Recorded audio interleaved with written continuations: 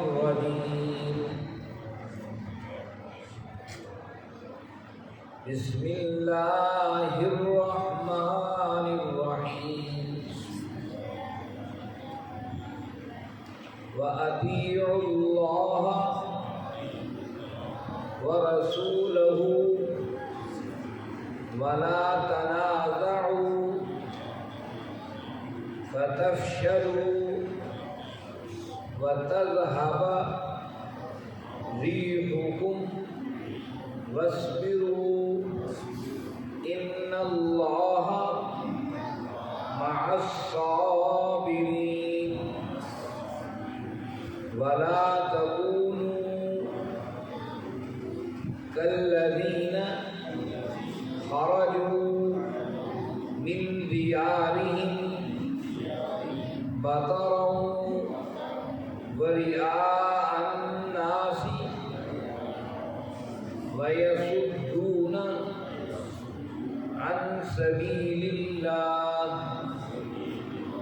والله بما يعملون محيط وإذ زين لهم الشيطان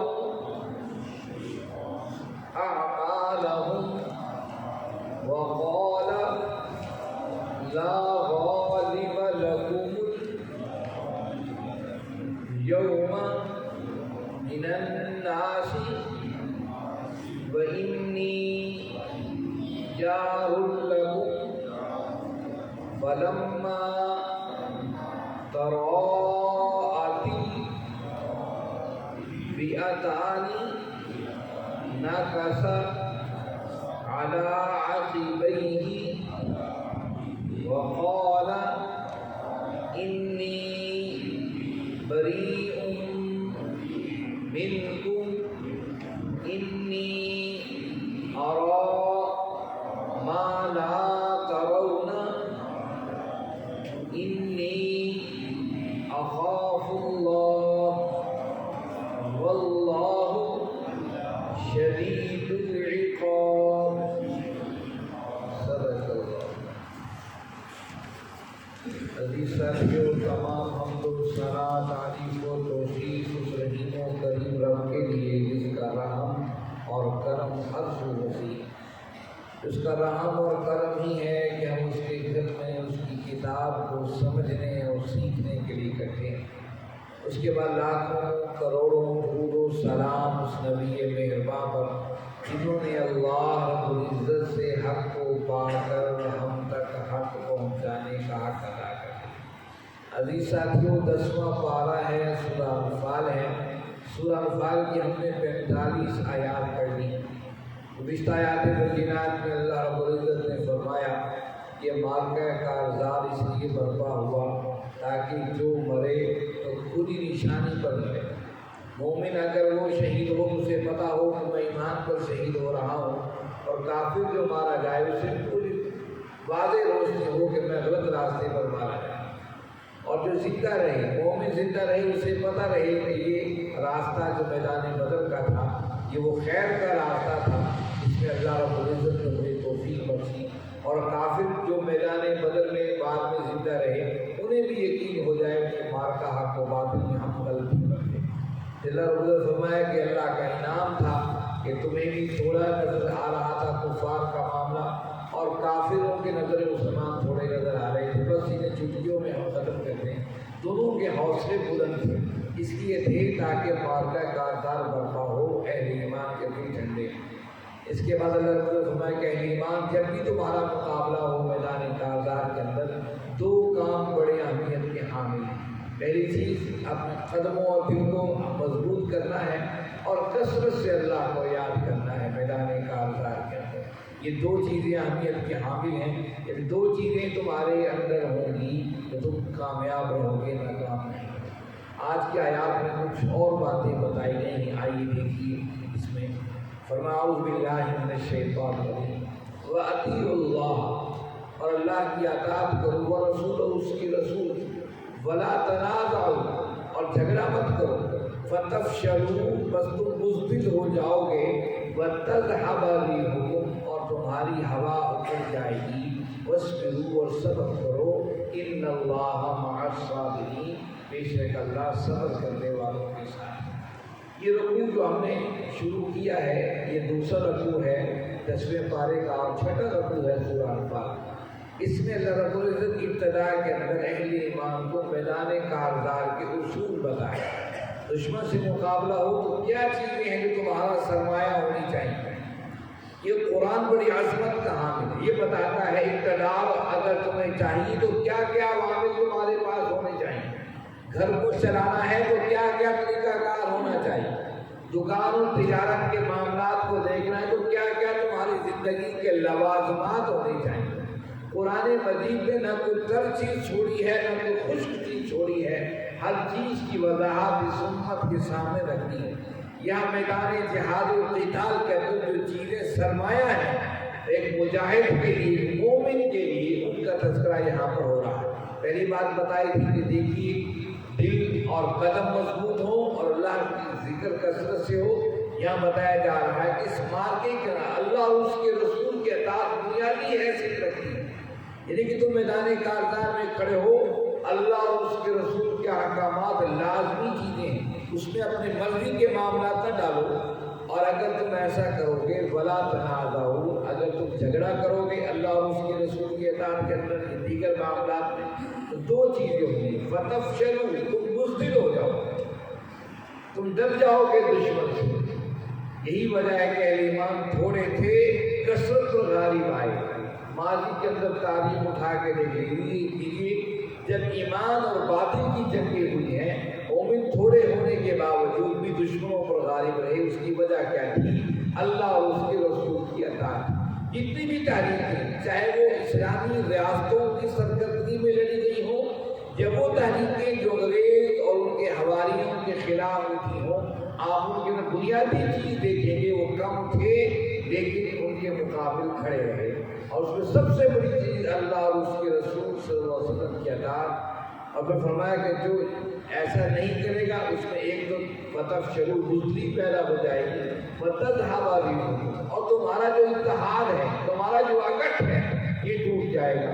واصبروا، ہاں کبھی ایسا ہو تم سے مشاورت طلب کی جا رہی ہو اور تمہارے مشورے کے بجائے کسی اور کے مشورے کو تسلیم کر لیا گیا ہو تو بھی صبر اختیار کرو۔ اس صبر سے کیا ہوگا؟ اللہ کی طرف سے مدد نصرت آئے گی۔ ان اللہ مع الصابرین، جو بھی صبر کرتے ہیں اللہ ان کے ساتھ ہے۔ ولا تکونوا، ورنہ ہو جاؤ کالذین، ان لوگوں کی طرح خرجوا، جو نکلے من دیارہم، اپنے گھروں سے، بطرا، اتراتے ہوئے، وریا الناس، اور لوگوں کو دکھاتے ہوئے، ویصدون، اور روکتے ہوئے، عن سبیل اللہ، اللہ کے راستے سے، واللہ بما یعملون محیط، اور اللہ ان کے معاملات کو گھیرنے والا ہے۔ اب یہاں اللہ رب العزت نے ایک تصویر بتائی۔ پہلے مومن کے بارے میں بتایا کہ مومن کی تصویر کیا ہے؟ وہ اللہ کا ذکر کرتا ہے، اللہ اور اس کے رسول کی اطاعت میں کھڑا ہوتا ہے، صبر کی روش اختیار کرتا ہے اور کثرت سے اللہ کو یاد کرتا ہے۔ اس کے مقابلے میں اللہ دوسری تصویر پیش کی جو کفار کی تھی۔ اب کفار جب لڑنے کے لیے قریش مکہ سے نکلے تو کیا تھے؟ اب وہ اترا رہے تھے اپنی طاقت پر، گھمنڈ پر، کہ ہم پورے عرب کے سردار ہیں، کیونکہ عرب کے سردار تھے۔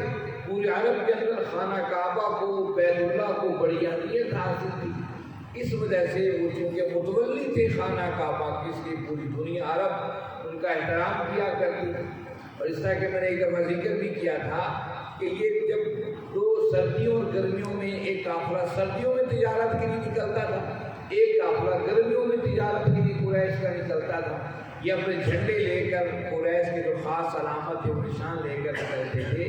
اس دوران ان کے جانور اگر کسی کی فصل میں گھس جاتے ہیں، آپ جانتے ہیں جن کی فصلیں ہیں، آج بھی اگر بکری کوئی جانور کسی کی فصل میں گھس جائے، اس کے غصے کا اور پارے کی امتحان ہی ہوتی ہے کہ بندے نے محنت کی ہے، محنت کا پھل اس کو ملنے والا ہے اور وہ اس کو امید پر بیٹھا ہوا ہے، اور کوئی جانور اس کی کھیت کو برباد کر دے تو غصے کا عالم کیا ہوگا۔ آج بھی لوگ اس پر غصے ہو جاتے ہیں، قتل ہو جاتے ہیں، کیس تھانوں میں چلتے ہیں، جیلوں جا کے کچہریوں میں چلتے ہیں، آج بھی معاملہ ایسا ہی ہے۔ اس پر انگریزوں نے باقاعدہ ایک جو ہے مقدمات کی بڑی فہرست بنا دی ہے، بلکہ کسی نے خوب کہا تھا کچہریوں کا تعلق یہ اصل دیہات اور کھیت و کھلیان سے ہے، بڑے مقدمات تو وہیں جیسے جیسے ہوتے ہیں۔ تو عرب کے جو جانور کسی کی فصل میں، قریش کے جانور کسی کی فصل میں گھس جاتے تھے، وہ تلوار اور ہتھیار اٹھا کر بھاگ پڑتے تھے، لیکن جب قریب آ کر دیکھتے یہ تو قریش کے جھنڈے ہیں، ان کے تلواریں میانوں میں چلی جاتی اور اپنے کھیت و کھلیان ان کے جانوروں کے لیے کھول دیتے تھے۔ یہ قریش کے سردار ہیں، یہ کعبے کے متولی ہیں۔ اب اس بات کو اترا رہے تھے، اللہ نے قرآن بولا خرجوا من دیارہم، تم اہل ایمان ایسے نہ ہو جانا اس سے وہ اپنے گھروں سے نکلے اتراتے ہوئے نکلے، بطرن اتراتے ہوئے، ہم عرب کی طاقت ہے، ہم عرب کے مذہبی جو ہیں وہ خدا ہیں، ہمارے سامنے کوئی طاقت ٹھہر نہیں سکتی، وریا الناس، اور لوگوں کو دکھلاتے ہوئے ہمارے پاس اتنی طاقت ہے، جگہ جگہ پر ٹھہر کے، جگہ جگہ پر شراب نوشی، ان کے ساتھ عورتیں تھیں جس سے ناچ اور گانا اور ہر جگہ محفل جماتے تھے، ہر سٹاپ جہاں کرتے تھے وہاں جانوروں کو ذبح کیا جاتا تھا اور وہاں مقامی لوگوں کو دعوت دی جاتی، آؤ آ کر کھاؤ، تاکہ لوگ دیکھیں یہ قریش کا لشکر جا رہا ہے۔ وَيَصُدُّونَ عَنْ سَبِيلِ اللَّهِ، ان کی ساری یہ کوشش یہ گھر سے نکلنا، اپنے گھمنڈ کرنا اور اترانا اس لیے تھا کہ لوگوں کو اللہ کے راستے سے روک سکیں۔ کیسے روک سکیں؟ جب یہ دیکھیں گے ہماری طاقت کو، قوت کو، اس کے مقابلے میں مسلمان تو غریب تھے، اور لیکن اخلاق کی طاقت نے عرب کے جن جن لوگوں تک ان کی اخلاق کی طاقت گئی تھی، لوگ ان سے مرعوب تھے کہ یہ اخلاق کردار کے اندر محمد کریم صلی اللہ علیہ وسلم اور آپ کے رفقا اور ساتھیوں کا کوئی ثانی نہیں، لیکن یہ اس پر اپنے طاقت کو، گھمنڈ کا روک جما رہے تھے تاکہ لوگ ان کی طرف نہ پلٹے، ہماری جاہ و جلالت دیکھیں۔ یہ دو تصویریں اللہ رب العزت نے بتائی، یہ صرف اللہ کے نبی صلی اللہ علیہ وسلم کے لشکر اور قریش کے لشکر کی تصویر نہیں ہے، یہ اب تک اور قیامت تک جب بھی حق و باطل کے مار کے ہوں گے یہی تصویریں اور یہی عکس دنیا کے سامنے نظر آئیں گی۔ آج بھی جہاں جہاں پر اہل ایمان تھوڑے ہونے کے باوجود دشمن کی آنکھوں میں آنکھیں ڈال کر اللہ کی زمین پر اللہ کے نظام کے غلبے کی جدوجہد کر رہے ہیں، ان کے مقابلے جو جو طاقتیں کار فرما ہیں، ذرا ان کی زندگیوں کو دیکھیے، یا ان میں عیاشی اور ان کے طاقت کا گھمنڈ اور ساری وہ قوتیں ان کے اندر موجود نہیں۔ اللہ رب العزت نے صرف قریش اور اہل ایمان کا تذکرہ کر کے قیامت تک کے لیے دو تصویریں قرآن کے اندر محفوظ کر دی کہ جو اللہ کے بندے ہوتے ہیں ان کی زبان پر اللہ کا ذکر ہوتا ہے، اللہ اور اس کے رسول کے اطاعت ان کی زندگی کا لازمی حصہ ہوتا ہے، اور اس کے مقابل جو لڑنے والے ہوتے ہیں وہ نشہ شراب اور کباب اور لوگوں کو روک رہے ہوتے ہیں، بھائی ان کے قریب نہ جانا، قریب جاؤ گے ہم روٹی پانی تمہارا سارا بند کر دیں گے، جیل ہو گیا کہ تمہاری زندگی کا سرمایہ ہوگی، اگر ہمارے ساتھ چلو گے دنیا میں بھی تمہیں عیاشیاں ملیں گی اور مزے ہوں گے۔ یہی بات اللہ نے یہاں ذکر کی، سارا مقصد وَيَصُدُّونَ عَنْ سَبِيلِ اللَّهِ، اللہ کے راستے سے لوگوں کو روکنا ہے۔ وَاللَّهُ بِمَا يَعْمَلُونَ مُحِيطٌ، یہ آیت کا آخری حصہ قیامت تک کے لیے اللہ نے اہل ایمان کے لیے محفوظ کر دیا کہ اہل ایمان پریشان نہ ہو، اللہ کفار کے سارے معاملات کو گھیرے ہوئے ہیں۔ وَإِذْ زَيَّنَ لَهُمُ الشَّيْطَانُ، وہ وقت بھی یاد کیجئے جب مزین کر دیا ان کے لیے شیطان نے اعمالہم، ان کے اعمال کو، وقال، اور شیطان نے کہا لا غالب لکم اليوم، آج کے دن تم پر کوئی غالب نہیں آ سکتا، من الناس، لوگوں میں سے، وإنی جار لکم، میں تمہارا پڑوسی ہوں۔ فلما، پر جب طرأت الفئتان، اس نے دیکھا دونوں گروہوں کو آمنے سامنے، نقصا، پھر گیا، علی عقبیہ، اپنے ایڑیوں کے بل، وقال، اور کہا انی بریء منکم، میں تمہیں جانتا ہی نہیں، میں تم سے بری ذمہ ہوں، انی، بے شک میں، ارا، دیکھ رہا ہوں، ما لا ترون، جو تم نہیں دیکھ رہے، انی اخاف اللہ، میں تو اللہ سے ڈرنے والا ہوں، واللہ شدید العقاب، اللہ کی پکڑ بڑی سخت ہے۔ اب جب یہ یہاں قرآن مجید نے ایک اہم بات کا تذکرہ کیا، جب کفار مکہ نکلے نا لڑنے کے لیے قریش اور ابو جہل کی سرکردگی میں، ایک اہم مسئلہ درپیش ہو گیا، کیونکہ مکہ کے ساتھ ایک قبیلہ آباد تھا، بنو بکر، یہ بنو بکر جو قبیلہ تھا شروع سے محمد کریم صلی اللہ علیہ وسلم کا حامی تھا، اگرچہ مسلمان نہیں ہوئے تھے، کافر تھے، لیکن شروع سے بنو عبد المطلب کے اور نبی کریم صلی اللہ علیہ وسلم کے حلیف تھے، ان کے ساتھی تھے۔ وہ کہتے تھے آپ پریشان نہ ہوں، ہم مسلمان بے شک نہیں ہیں، ہم آپ کے حامی، ہم ان کے قریشیوں کے ساتھ نہیں ہیں۔ اب جب یہ لڑنے کے لیے نکلے قریشیوں میں خطرہ پیدا ہوا، اگر ہم لڑنے کے نکلیں گے مدینہ کے اندر مسلمانوں سے، پیچھے لوگوں نے ہمارے گھروں پر حملہ کر دیا، کیا ہوگا؟ اب جوش میں جو مکہ سے نکل آئے تھے، یہ پہلی منزل پر پہنچے تو یہ پریشانی انہیں آ گئی، اب کیا کریں؟ اب شیطان تو بڑا تیز تھا، شیطان جو تھا یہ سراقہ بن مالک کی شکل میں، سراقہ بن مالک مدلجی بہت بڑے سردار تھے کسانوں کے، وہ اس کی شکل میں شیطان حیات کی شکل میں، ابھی تک سراقہ بن مالک مسلمان نہیں ہوئے تھے، ان کی شکل میں شیطان آیا بڑے لشکر کے ساتھ، کہا دیکھو پریشان ہو، کیوں پریشان ہو؟ کہا پریشان ہے کہیں بنو بکر پیچھے حملہ نہ کرتے۔ کہا دیکھو ہم یہاں کچھ آدھے بندے میں یہاں چھوڑ کر جا رہا ہوں جو تمہاری حفاظت کریں گے، آدھے تمہارے لشکر کے ساتھ، میں بھی تمہارے ساتھ۔ اب سراقہ بن مالک اطراف سے حمایت مل گئی، وہ بڑے خوش ہو گئے، کہ ٹھیک ہے کہ ہم چلتے ہیں تو ہمیں ٹینشن ہی کوئی۔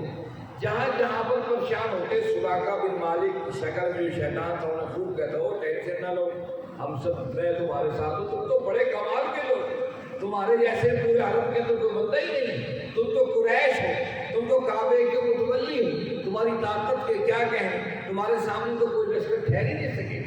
اسی کا تذکرہ یہاں پر کیا، وَإِزَّيَّنَ لَهُمُ الشَّيْطَانُ أَعْمَالَهُمْ، ان کی اعمال بڑے خوبصورت کر کے شیطان نے دکھایا، واہ جی واہ تم تو بڑے کمال کے لوگ، اور ساتھ ہی کہا لا غالب لکم اليوم من الناس، آج کے دن تمہیں کوئی شکست نہیں دے سکتا، تمہارے ڈنکے بجیں گے، وَإِنِّي جَارٌ لَكُمْ، میرے طاقت میری فوج تمہارے ساتھ۔ انہیں یہ تو نہیں پتا تھا شیطان ہے، وہ سمجھے سراقہ بن مالک ہے، لیکن ان کے ساتھ چلتا چلتا میدان جنگ میں آ گیا۔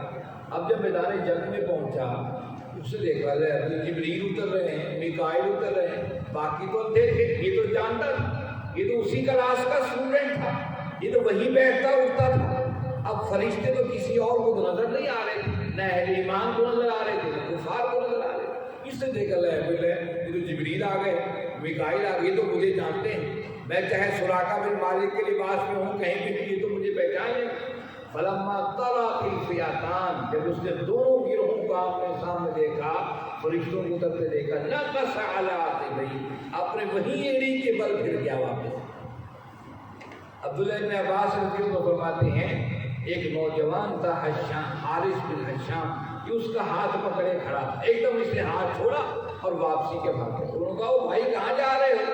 اس نے کہا وہ کہا وقال انی بریء منکم، میں تمہیں جانتا ہی نہیں تم کون ہو، تمہارا میرا کوئی تعلق ہی نہیں ہے۔ انی ارا، تو بتا تو صحیح کہاں بھاگا جا رہا ہے؟ انی ارا، اس نے کہا جو میں دیکھ رہا ہوں مالا ترون، تم نہیں دیکھ رہے، جو میں نے دیکھ لیا ہے نا تم نہیں دیکھ رہے، اب تو مار پڑے گی، اس کے علاوہ کوئی حل نہیں، اگر تم نے مجھے دیکھ لیا تو میں تو میری پکڑ کریں گے۔ انی اخاف اللہ، میں تو اللہ سے بڑا ڈرا ہوا ہوں، واللہ شدید العقاب، اس کی پکڑ بڑی سخت ہے۔